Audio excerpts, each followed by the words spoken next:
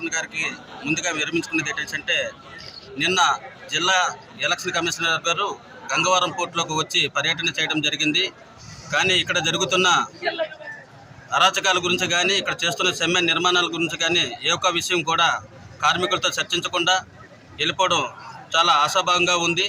ఎందుకంటే ఇప్పటికైనా election commission గారు చొరవ తీసుకొని మా సమస్యల పట్ల మేనేజ్మెంట్ ఆలోచన మేరకు మీరు ఎలాగైతే వచ్చి పర్యటన చేశారో అలాగే మా సమస్యలు తెలుసుకొని మా తాలూకా సమస్యలను మీరు చొరవ తీసుకొని మేనేజ్మెంట్ను మమ్మల్ని జిల్లా యంత్రాంగం, జిల్లా మెజిస్ట్రేట్, జిల్లా కలెక్టర్ గారు, సిపి గారు ఆధ్వర్యంలో మీట్లు ఏర్పాటు చేసి మాకు న్యాయమైన డిమాండ్లు దగ్గరుండి చేకూరుస్తారని కోరుతున్నాం. అలా జరగలేని ఎడల మా మత్స్యకారుల గ్రామాల్లో ఏవైతే ఉన్నాయో అలాగే ఇక్కడ అన్ని కులాల వారు ఉద్యోగాలు చేస్తున్నాం. అది గాజోక ప్రాంతంలోనే ఉన్నాం. వీళ్ళకు కూడా ఎంప్లాయీస్ కూడా మేమందరూ ఎలక్షన్ బాయ్కాట్ చేయడానికి సిద్ధంగా ఉన్నాం.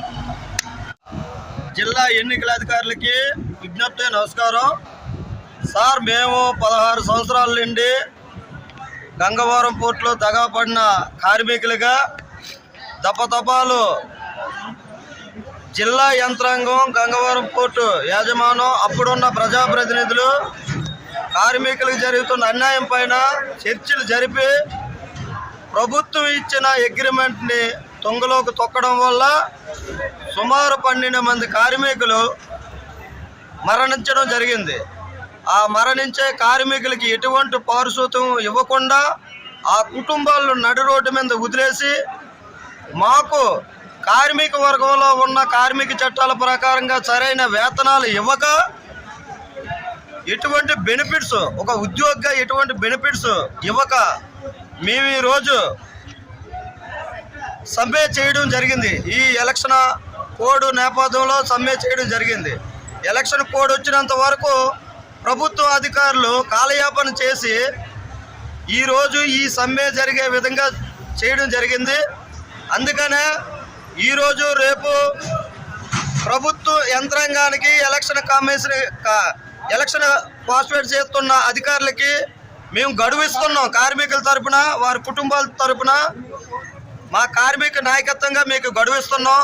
లేకపోతే విశాఖపట్నంలో ఉన్న తీర ప్రాంతంలో ఎన్ని గ్రామాలు ఉంటే అన్ని గ్రామాలు మత్స్యకార గ్రామాల్లో ఎలక్షన్ బహిష్కరించడం జరుగుతుంది.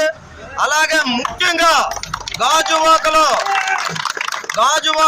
ఎలక్షన్ బహిష్కరించడం జరుగుతుంది. మేము ఉన్నది 2600 మంది ఎంప్లాయీస్ ఉన్నాం.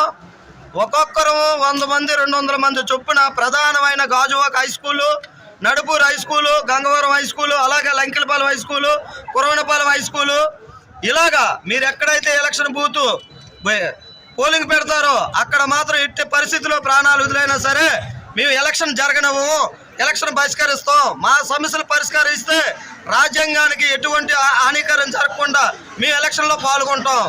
ఇది మేము మీడియా ద్వారాగా ఈ ఎలక్షన్ కమిషనర్ గారికి, జిల్లా ఎలక్షన్ కమిషనర్ గారికి మేము తెలియపరుస్తున్నాం.